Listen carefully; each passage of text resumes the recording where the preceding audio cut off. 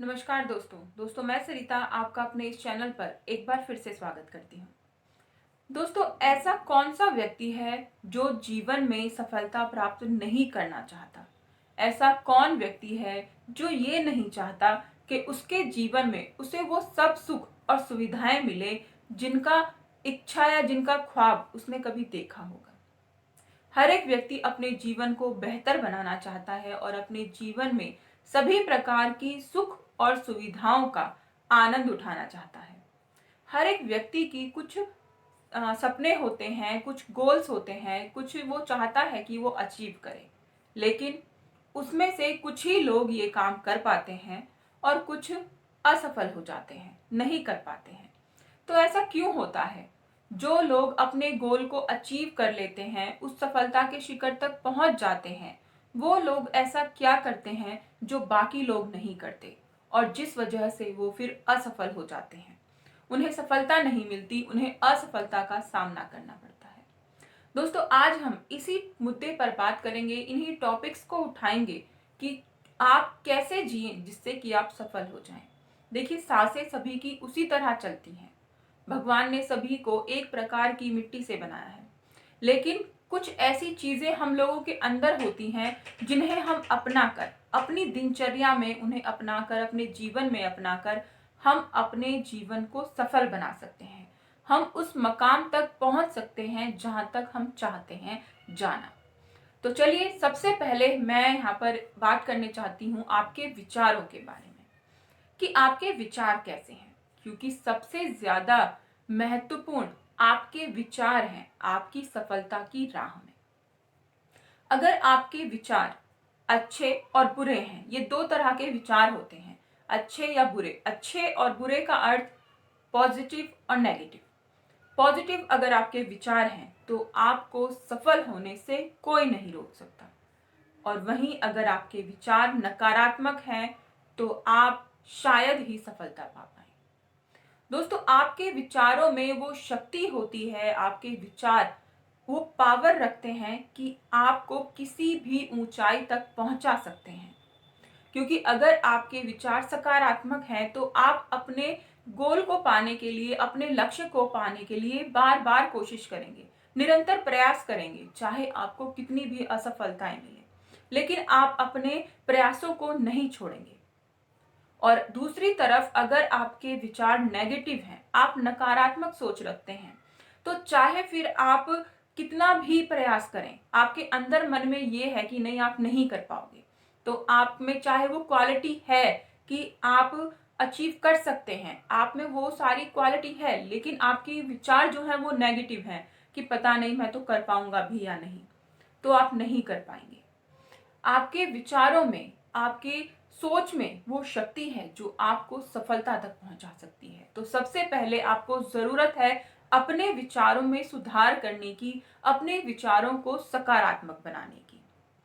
फिर जरूरत पड़ती है आपको निरंतर सीखने की।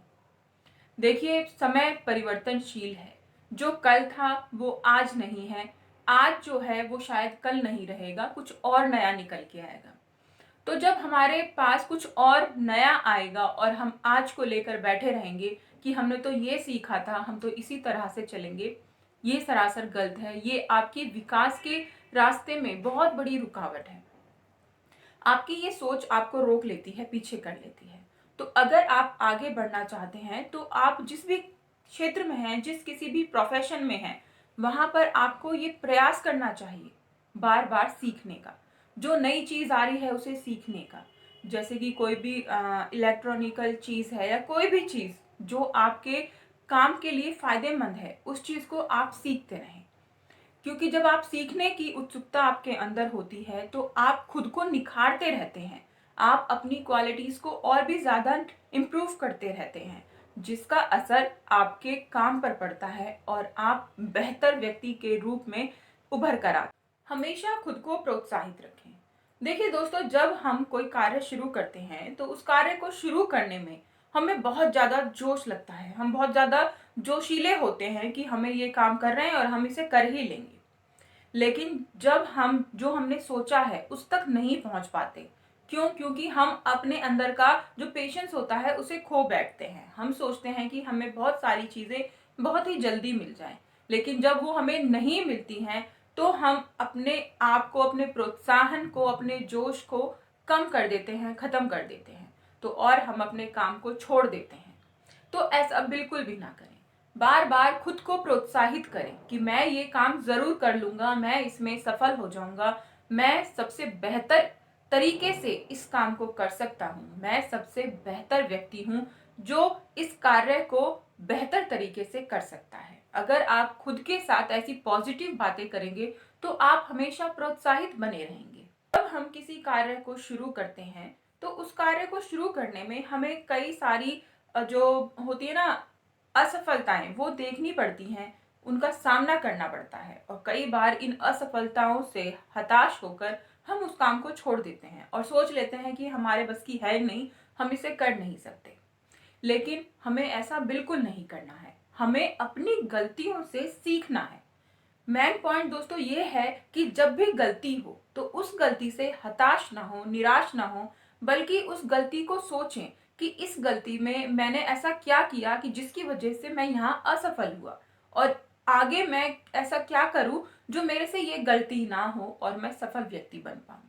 अपनी गलतियों से जब आप सीखते हैं तो आप बहुत ही बेहतर तरीके से खुद को रिप्रेजेंट कर पाते हैं।